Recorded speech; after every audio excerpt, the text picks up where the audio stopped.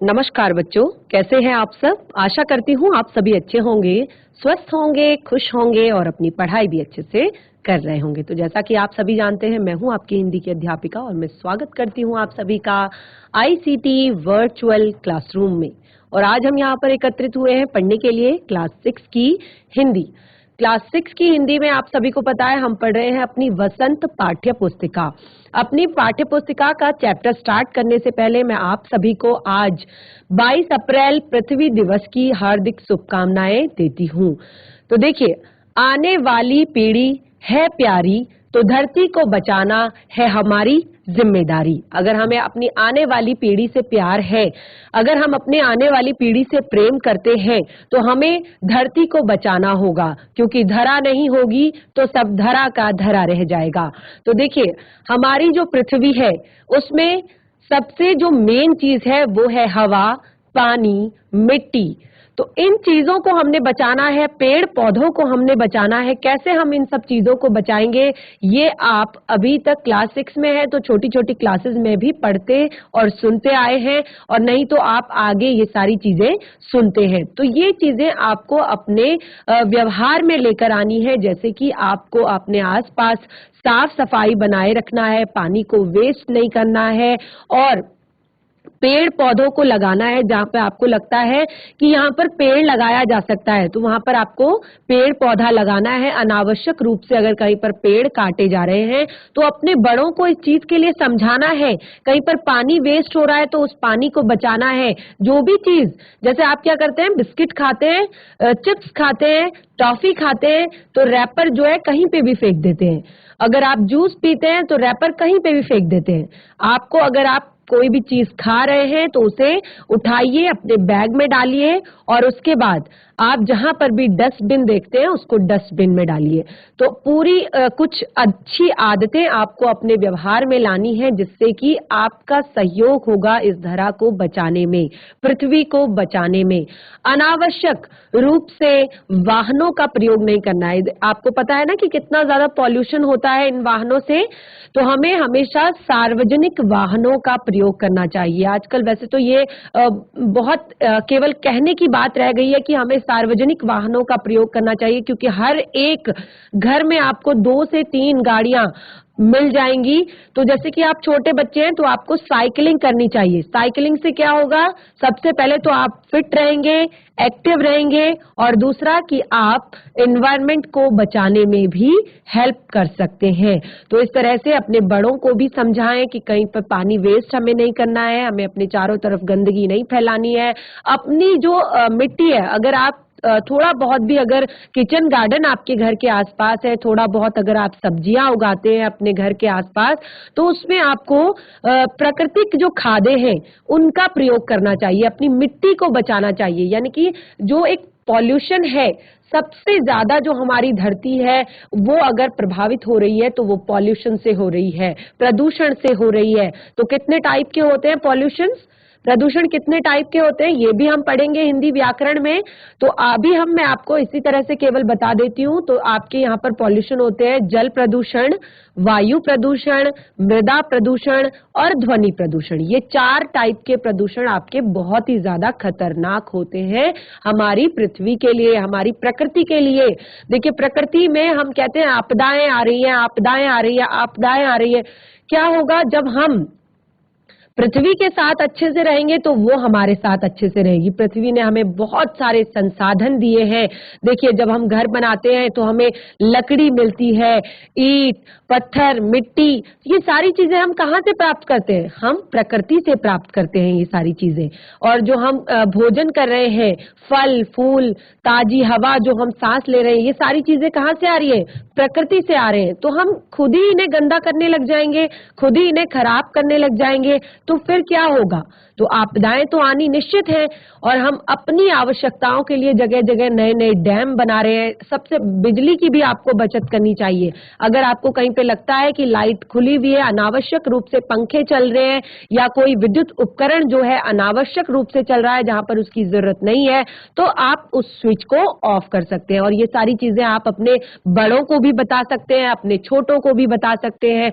बहुत ही ज्यादा जरूरी है पर्यावरण की सुरक्षा। कक्षा में। तो आप छोटे बच्चे हैं, इतना तो आप जरूर कर सकते हैं और अपने बड़ों को भी बता सकते हैं। तो फिर से एक बार आज की पृथ्वी दिवस की आपको ढेर सारी शुभकामनाएं, और इसी संकल्प के साथ कि हम अपनी पृथ्वी को बचाएंगे, अपनी पृथ्वी को प्रदूषित नहीं करेंगे, हम आज ये संकल्प लेते हैं और शुरू करते हैं अपने चैप्टर को। जैसे कि मैंने आपको बताया कि आज हम वसंत पाठ्य पुस्तिका आपकी जो भाग 1 है, कठिन शब्द भी हमने लिख लिए थे, तो आज हम अपना दूसरा चैप्टर जो कि है बचपन, जिसका नाम है बचपन, और ये पाठ आपका लिखा गया है कृष्णा सोबती द्वारा। तो ये जो हमारा चैप्टर है बचपन, ये कृष्णा सोबती जी ने हिंदी साहित्य के गद्य खंड में एक संस्मरण विधा में लिखा है। देखिए, इस चीज को आप याद रखेंगे, जो भी कोई भी कहानी होती है, कविता होती है, उसको किसी एक विधा में लिखा जाता है।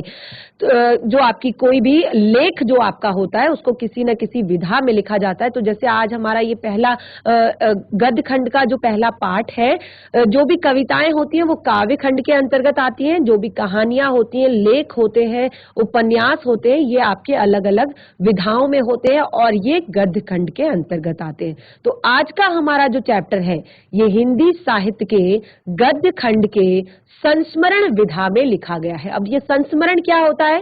देखिए, संस्मरण यानी कि किसी चीज को अपनी यादों में संजो कर रखना, अपनी स्मरण शक्ति में बनाए रखना।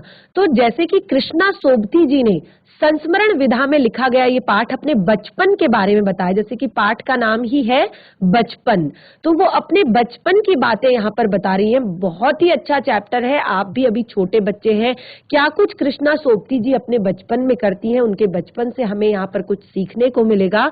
तो हम शुरू करते हैं अपने आज के सेशन को, चलते हैं स्मार्ट बोर्ड की तरफ।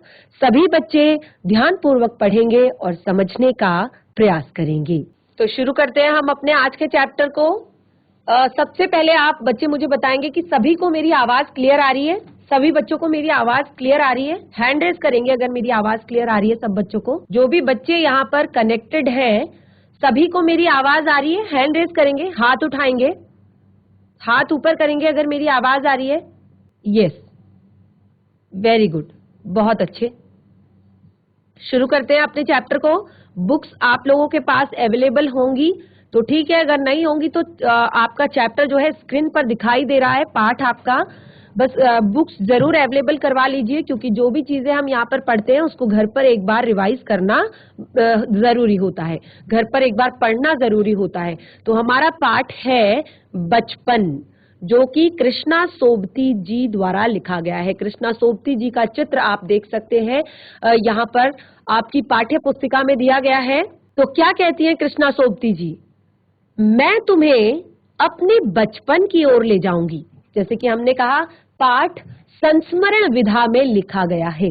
संस्मरण यानी कि उन्होंने अपनी स्मरण शक्ति में अपने बचपन की कुछ यादें, बचपन की कुछ बातें उन्होंने रखी हैं और वो तुम्हारे साथ, आप लोगों के साथ शेयर कर रही हैं अपने बचपन की बातों को।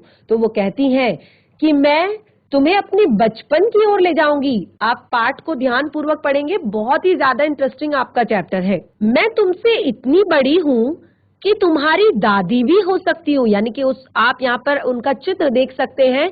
तो उन्होंने जब इस पाठ को लिखा है, जिस अवस्था में इस पाठ को लिखा है, तो वो कहती हैं कि मैं अपने बचपन के किस्से आपके साथ शेयर कर रही हूँ। जैसे आपकी दादी, आपकी मम्मी या आपके बड़े बुजुर्ग, जब आप उनके साथ बैठते हैं, अक्सर जो बच्चे अपनी दादी के साथ थोड़ी देर सोते हैं, दादी के साथ बैठते हैं, तो दादी उनको अपने बचपन के किस्से सुनाती है कि तुम्हारा बचपन तो इस तरह का है, मेरा बचपन तो इस तरह का था, हम अपने बचपन में ऐसे स्कूल जाते थे, हम अपने बचपन में ऐसी चीजों से खेलते थे या ऐसे हम खाते थे। तो अलग अलग तरह के किस्से जो है हमारी दादी हमारे साथ शेयर करती है, हमें बताती है। तो कृष्णा सोबती जी भी वही कह रही हैं कि मैं तुमसे इतनी बड़ी हूँ कि तुम्हारी दादी भी हो सकती हूँ और तुम्हारी नानी भी हो सकती हूँ, और बड़ी बुआ या बड़ी मौसी भी हो सकती हूँ, यानी कि मैं एज में तुमसे काफी बड़ी हूँ। परिवार में मुझे सभी लोग जीजी कहकर ही पुकारते हैं। अब वो अपने परिवार की बात कह रही हैं, तो जीजी का मतलब होता है बड़ी दीदी, ठीक है। तो वो कहती हैं कि तुम मुझे नानी भी कह सकते हो, दादी भी कह सकते हो, बड़ी बुआ भी कह सकते हो, बड़ी मौसी भी कह सकते हो, और मेरे परिवार के लोग तो मुझे जीजी कहकर ही पुकारते हैं। जीजी यानी कि बड़ी दीदी कहकर ही पुकारते हैं। आगे कहती हैं, हाँ मैं इन दिनों कुछ बड़ा बड़ा यानी कि उम्र में सयाना महसूस करने लगी हूँ। अब वो थोड़ा सा उम्र में बड़ी हो गई है, यानी कि 50-60 के एबव वो हो गई है, 50-60 साल की वो हो गई है। तो वो कहती हैं कि हाँ, अब मैं भी अपने अनुभवों के आधार पे, कि जिस तरह से मुझे अनुभव है अपने जीवन का, जिस तरह से मेरे सामने लोग हैं, उनके आधार पे मुझे लगता है कि मैं अब थोड़ा अपने आप को उम्र में सयाना महसूस करने लगी हूँ, थोड़ा बड़ा मैं महसूस करने लगी हूँ। और शायद इसलिए कि मैं पिछली शताब्दी में पैदा हुई थी, पिछली शताब्दी में पैदा हुई थी। वो कहती हैं कि शायद इसलिए कि मैं पिछली शताब्दी में पैदा हुई थी। पिछली शताब्दी यानी कि शताब्दी का अर्थ होता है 100 वर्ष का समय। शताब्दी का क्या अर्थ होता है? 100 वर्ष का समय। तो देखिए 1991 से 2000 तक, 1991 से 2000 तक, 91, 92, 3, 4, 5, 6 ऐसे ही 11, 12, 13, तो 91 से 2000 तक एक शताब्दी, और 2001 से आगे जो ये चल रहा है ये एक शताब्दी। 100 वर्ष का समय बीत चुका, आगे के 100 वर्ष का जो समय है 2001 से शुरू हो गया। तो वो कहते हैं कि मैं अपने आप को थोड़ा सा सयाना महसूस करने लगी हूँ, क्योंकि मैं पिछली शताब्दी में पैदा हुई थी। देखिए आप सभी का बर्थ जो डेट ऑफ बर्थ है वो 90 के बाद की, यानी कि 2000 के बाद की होगी। आप सारे बच्चे 2004, 2005, 2006, 7, 8, 9, 10 के बाद के बच्चे हैं। 10 के बाद के सारे आप बच्चे हैं 2010 के। और कृष्णा सोपती जी है 90s की, यानी कि 100 वर्ष का समय, जो पिछली शताब्दी की वो बात करें कि मेरा जन्म पिछली शताब्दी में हुआ था, 90s की वो है। तो वो कहती हैं कि मेरे पहनने ओढ़ने में भी काफी बदलाव आए हैं। और वो कहती हैं, पहले मैं रंग बिरंगे कपड़े पहनती थी, हर कलर का, नीला, जामुनी, ग्रे, काला, चॉकलेटी, और अब मन कुछ ऐसा करता है कि सफेद पहनो। तो उन्होंने यहाँ पर क्या बताने की कोशिश की गई है, यहाँ पर उन्होंने एक जेनरेशन गैप, यानी कि जो एक पीढ़ी दर पीढ़ी अंतर आ जाता है ना किसी भी सोच में, जैसे आपकी दादी या आपकी मम्मी, आप सबके पहनावे में अंतर होता है। आपने देखा होगा बच्चों के लिए जब भी हम शॉपिंग करने जाते हैं, आपके लिए जब भी आपकी मम्मी शॉपिंग करने के लिए जाती हैं तो क्या करती हैं, जो कलरफुल कपड़े होते हैं ना, ज्यादा चटक रंग के कपड़े जो होते हैं, अच्छे बहुत ज्यादा, जिसमें बहुत अच्छे फ्लावर होते हैं, बहुत अच्छा डिजाइन बना होता है या स्टोन्स लगे होते हैं, इस तरह के कपड़े आपकी मम्मा आपके लिए खरीदती हैं, क्योंकि आप अभी छोटे बच्चे हैं। बच्चों का ड्रेसअप जो होता है वो अलग होता है, वो बहुत रंग बिरंगे कपड़े पहनते हैं और उन पे वो बहुत अच्छा लगता है। अगर हम बच्चों को फीके सादे कपड़े पहना दें तो वो उन पर वो कपड़े उतने जचते नहीं है। तो यही उन्होंने बताने की कोशिश की है कि मैं भी पहले रंग बिरंगे कपड़े पहना करती थी, यानी कि एक उम्र का जो एक गैप आ गया है, अब उम्र का जो काफी अंतर मुझ में आ गया है, यानी कि मैं अब अपने आप को सयाना महसूस करने लगी हूँ। तो वो कहती है कि अब मेरा कुछ ऐसा मन करता है कि मैं हमेशा सफेद पहनूं। जो सफेद रंग होता है ना, वो शांति का प्रतीक होता है।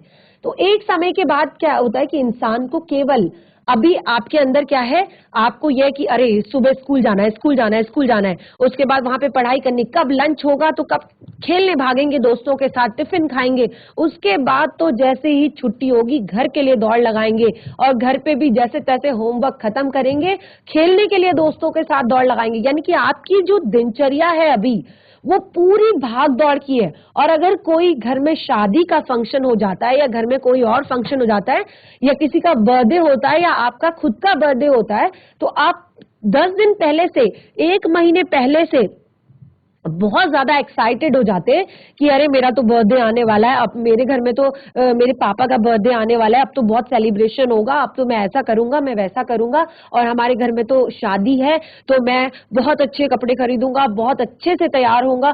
तो आप लोगों का क्या होता है कि बच्चों का क्या होता है कि उनमें एक्साइटमेंट, उत्साह बहुत ज्यादा होता है, लेकिन जब अवस्था यानी कि जब उम्र बढ़ती जाती है उसके बाद जो युवा अवस्था आती है उसमें हमारा जो एक फोकस होता है वो अपने लक्ष्य पे होता है कि हम सोचते हैं अच्छी जॉब मिल जाए, बहुत अच्छे कॉलेज में एडमिशन मिल जाए, और फिर बहुत एक अच्छी सी नौकरी मिल जाए, तो उस पे हम फोकस करते हैं। उसके बाद हमारी गृहस्थी आ जाती है, यानी कि हम गृहस्थी पे फोकस करते हैं कि अरे हमारे बच्चे स्कूल जा रहे हैं, या हमारे बच्चे पढ़ाई कर रहे हैं नहीं कर रहे हैं, हमारे ये घर चल पाएगा नहीं चल पाएगा इतने पैसों से।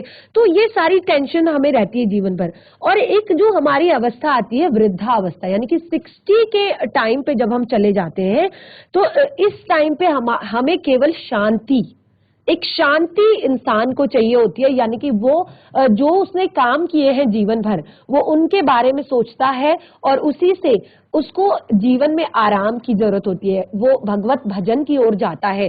तो अब यहाँ पर कृष्णा सोबती जी यही कहना चाहती हैं कि अब कुछ ऐसा मन करता है कि सफेद पहनूं, यानी कि शांति की तरफ मैं अब एकांत पसंद करती हूँ, ज्यादा गहरे रंग पसंद नहीं करती, हल्के रंग पसंद करती हूँ। और वो कहती है कि मैंने पिछले दशकों में, यानी कि जो पिछले दशक आए हैं, 90s के जो दशक थे, जब वो छोटी थी फिर वो बड़ी हुई, जब वो यंग गर्ल थी, तो वो कहती है कि मैंने भी तरह तरह की पोशाकें पहनी हैं, यानी कि वो कहती है कि ऐसा नहीं है कि मैं हमेशा से ऐसी थी, मैंने भी बहुत अलग अलग तरह की पोशाकें पहनी है। जैसे बचपन में मैंने फ्रॉक पहनना है, फिर मैंने निक्कर और वॉकर पहना है, फिर मैंने स्कर्ट्स पहने हैं, फिर बड़ी हो गई तो मैंने लहंगे भी पहने हैं, घाघरे भी पहने हैं, और अब मैं केवल चूड़ीदार और घेरदार कुर्ते ही पहनती हूँ, यानी कि बिल्कुल सिंपल। मैं एक घेरदार कुर्ता पहनती हूँ और चूड़ीदार पजामा पहनती हूँ, सिंपल कपड़े। अब वो कहती हैं अपने बचपन की फ्रॉक्स, देखिए बचपन जो होता है ना हमारे जीवन में सबसे प्यारा समय होता है हमारा बचपन। जो बचपन है उसकी यादें बहुत ज्यादा खट्टी मीठी यादें होती हैं, क्योंकि बचपन ही ऐसा समय होता है जब हम बहुत सारी शैतानियां करते हैं, बहुत सारी बदमाशियां करते हैं, बहुत सारे अच्छे खट्टे मीठे अनुभव, कभी किसी को चोट लग जाती है, कोई गिर जाता है, कोई गुम हो जाता है, या बहुत सारे ऐसे खट्टे मीठे अनुभव हमारे बचपन के रहते हैं। तो वही चीजें कृष्णा सोबती जी कहती है, मुझे अपने बचपन की कुछ फ्रॉकें अभी तक याद हैं, यानी कि मैं किस तरह के कपड़े अपने बचपन में पहना करती थी। देखो आप लोगों को भी बचपन में कोई अपना ऐसा जो अभी आप क्लास 6 में हैं, बहुत छोटे हैं, लेकिन इससे पहले भी इस टाइम पे क्या होता है, ग्रोथ बहुत जल्दी जल्दी होती है बच्चों की, तो उनके कपड़े बहुत जल्दी जल्दी छोटे हो जाते हैं, और कई बार उनका जो फेवरेट कपड़ा होता है ना वो छोटा हो जाता है और वो पहन नहीं पाते, और फिर क्या होता है कि वो रोने लगते हैं, मुझे यही कपड़ा पहनना है, मुझे यही कपड़ा पहनना है, मुझे यही कपड़ा पहनना है, क्योंकि वो उनका फेवरेट होता है। तो वो कहती हैं कि बचपन की फ्रॉकें तो मुझे अभी भी याद है, यानी कि हल्के नीले और पीले रंग की धारी वाली फ्रॉक, गोल कॉलर और बाजू पर भी गोल कफ, हल्के गुलाबी रंग का बारीक चुन्नटों वाला घेरदार फ्रॉक, नीचे गुलाबी रंग की फ्रिल जिस पर लगी हुई थी। तो वो अपने फ्रॉक्स के बारे में बताती है कि बचपन में उनके कपड़े कुछ इस तरह के हुआ करते थे, और वो कहती है कि फ्रॉक के ऊपरी जेब में रुमाल और बालों में इतराते रंग बिरंगे रिबन का चलन था, यानी कि क्या होता है, जो उनका समय था, उनके समय में क्या करते थे, आपने देखा भी होगा, अगर अपने पुराने समय की किसी की अगर आपने तस्वीर देखी होगी, तो यहाँ पे जहाँ पे आपके शर्ट का पॉकेट होता है ना, वहां पे पिन से एक रुमाल को, हैंकी को पिन कर दिया जाता था, एक हैंकी को लटका दिया जाता था, रुमाल को लटका दिया जाता था, और साथ ही कलरफुल रिबन्स, गर्ल्स जो होती थी वो बहुत सारे colourful ribbons, hair bands use करती थी अपने बालों में। तो वही चीजें वो बता रही हैं। आगे बताती हैं कि लेमन कलर का बड़े प्लेटों वाला गर्म फ्रॉक जिसके नीचे फर टंगी हुई थी, और वो कहती है मुझे अपने बचपन की 2 ट्यूनिक भी याद है, एक चॉकलेट रंग का, अंदर की कोटी जो है वो प्याजी कलर की थी और दूसरा सफेद रंग का था, दूसरा ग्रे कलर का था और उसके साथ सफेद कोटी। तो ये उन्होंने बचपन के कुछ कपड़ों के बारे में बताया है यहाँ पर। और फिर वो कहती है कि मुझे अपने स्टॉकिंग्स और मोजे भी याद है। एक एक पंक्ति को ध्यान से समझने का प्रयास कीजिएगा, देखिए क्या बताने की कोशिश की गई है यहाँ पर। तो वो कहती हैं कि मुझे अपने मोजे और स्टॉकिंग्स भी याद है। अब देखिए जो चीजें हम कल आप लोग के साथ शेयर कर रहे थे, वो कहती हैं कि बचपन में हमें अपने मोजे खुद ही धोने पड़ते थे। क्लास 6 में है आप, बहुत सारी चीजें आप खुद से कर सकते हैं, जैसे सुबह तैयार होना, उठ के आप अपना नहा धो करके तैयार हो सकते हैं, अपना बैग रेडी कर सकते हैं, अपने शू पॉलिश कर सकते हैं और जब आप नहाते हैं तो अपने सॉक्स धो सकते हैं। कोशिश कर सकते हैं आप अपने सॉक्स धोने की, ब्रश मार के उसे साफ करके। कितनी ज्यादा खुशी होगी आपके माता पिता को। तो वो कहती हैं कि ये चीजें हमें बचपन में ही सिखा दी गई थी कि अपने मोजे खुद धोने हैं, यानी कि अपना जो अपने सॉक्स, अपने जूते किसी को भी नहीं देने हैं धोने के लिए, अपने आप से धोने हैं।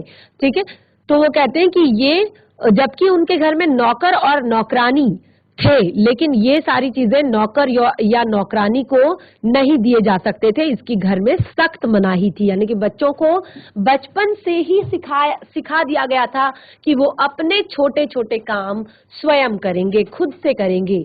अब वो कहती हैं कि हम बच्चे इतवार की सुबह इसी में लगाते थे, यानी कि जो संडे की सुबह होती थी, संडे की सुबह इसी काम में लग जाते थे। क्या करते थे? धो लेने के बाद पहले शूज धोते थे, सॉक्स धोते थे और उसके बाद अपने जूतों में पॉलिश करके चमकाते थे। देखिए ये जो संस्मरण यहाँ पर दिया गया है, ये आपकी बुक में देने का यही कारण है कि आप सीखो, कुछ बच्चे कुछ सीखें, जो जीवनी है लोगों की, उनसे कुछ सीखें। तो वही संस्मरण यहाँ पर इसीलिए दिया गया है। तो वो कहती है कि जब जूते कपड़े या ब्रश से रगड़े जाते तो पॉलिश की चमक उन पर उभरने लगती। और वो कहती है सरवर, मुझे आज भी बूट पॉलिश करना अच्छा लगता है। वो कहती है इसीलिए मुझे आज भी, क्योंकि बचपन से उन्होंने इस काम को किया है और वो अपने इस तरह के कामों को किसी से भी करवाना पसंद नहीं करती, भले ही वो कितनी बड़ी इंसान बन गई हो, वो अपने शू पॉलिश करने के लिए किसी को भी नहीं देती। और वो अब कहती है कि हालांकि अब तो नई नई किस्म के शूज आ गए हैं, नई नई किस्म के शू आ गए हैं, कहना होगा कि ये पहले से कहीं आरामदेह है। हमें जब नए जूते मिलते थे तो उनके साथ ही छालों का इलाज भी शुरू हो जाता था, यानी कि उस टाइम पे जो जूते मिलते थे वो प्योर लेदर के होते थे, प्योर चमड़े के होते थे वो जूते, और इतने ज्यादा सख्त होते थे, इतने ज्यादा टाइट होते थे कि जब उन्हें बच्चे पहनते थे, वो कहती हैं कि हमें जैसे ही नए जूते मिलते तो उसके साथ ही हमारे पैरों के छालों का इलाज भी शुरू हो जाता था।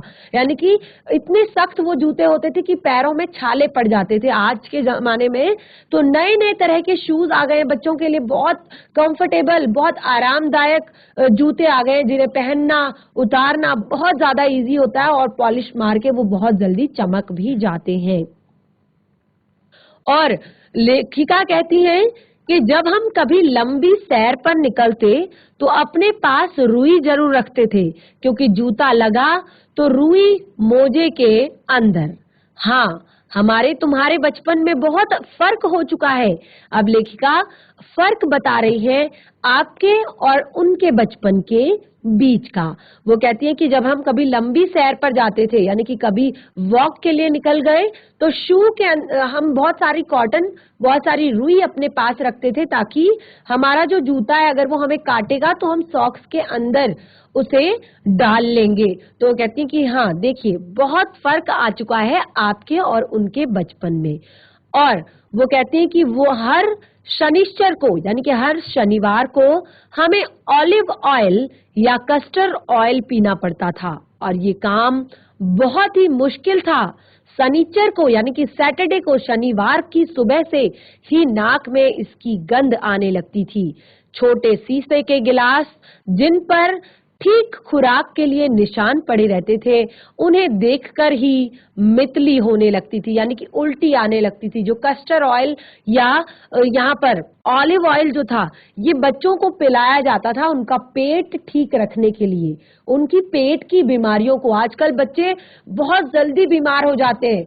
क्यों बीमार हो जाते हैं? क्योंकि आजकल हमारा जो खान पान है, रहन सहन है, वो काफी बिगड़ चुका है, काफी खराब स्थिति पर पहुंच चुका है। यानी कि हम खाते हैं वही चीजें जो हमें नहीं खानी चाहिए। हमारा फेवरेट फूड होता है जंक फूड, यानी कि हमें जंक फूड खाना बहुत पसंद है।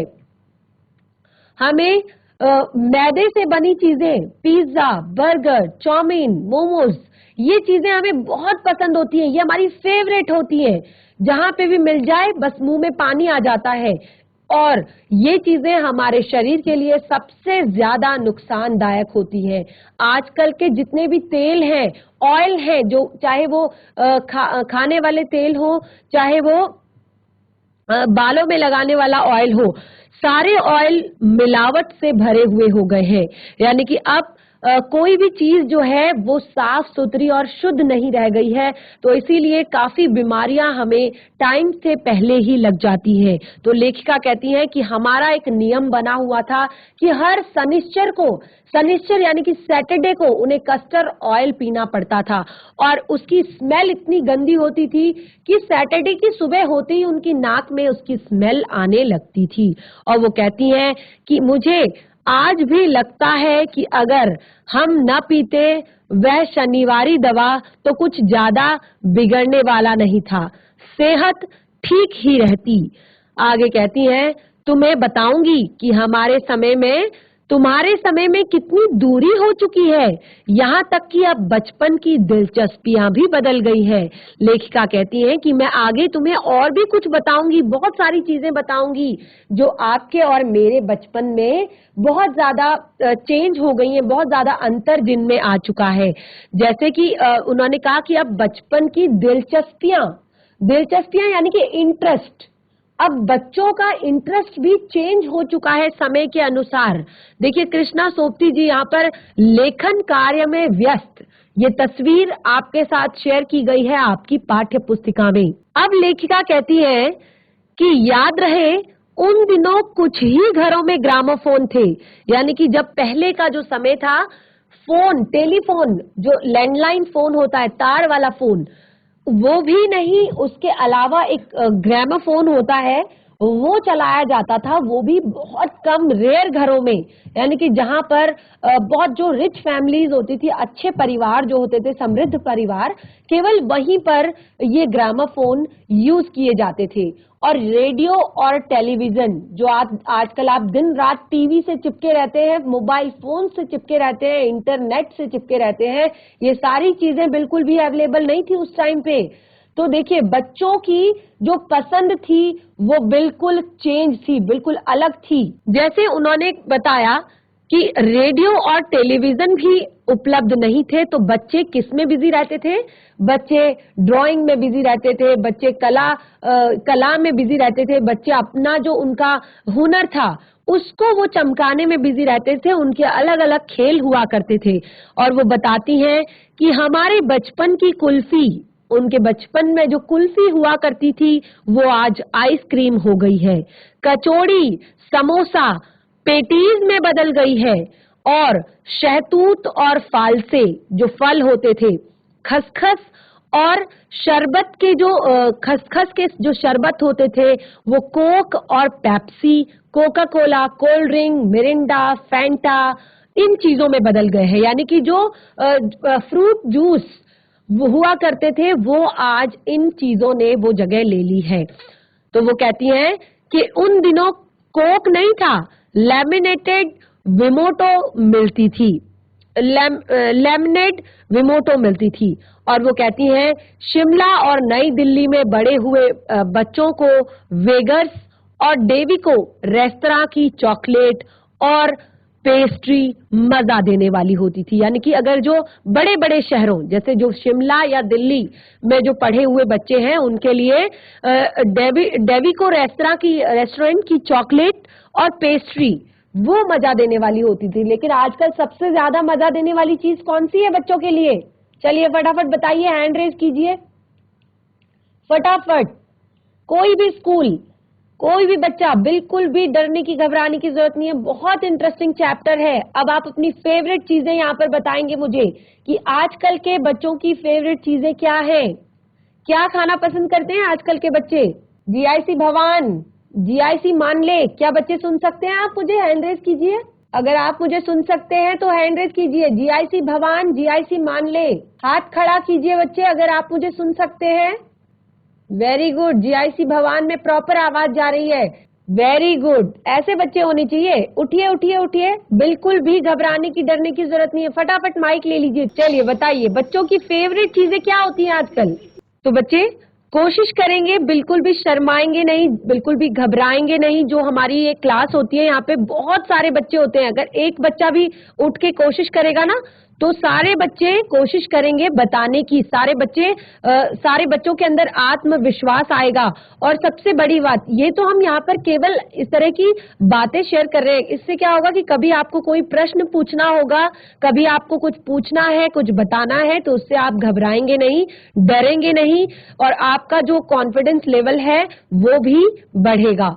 तो हमारा जो ये चैप्टर है इसका हमने काफी यहाँ पर पार्ट पढ़ लिया है। तो आपको यहाँ पर पता चल गया होगा कि क्या क्या चीजें इस पार्ट में आगे होने वाली है। यानी कि कृष्णा सोपती जी अपने बचपन को हमारे साथ शेयर कर रही हैं, अपने बचपन की बातों को बता रही है कि क्या कुछ उनके बचपन में होता था और काफी कुछ उनके बचपन से हमें सीखने को भी यहाँ पर मिलेगा। तो आज का सेशन हमारा यहीं पे समाप्त होता है। हम कंटिन्यू करेंगे अपने इस पार्ट को अपने नेक्स्ट सेशन में। तब तक के लिए धन्यवाद। आपका दिन शुभ हो।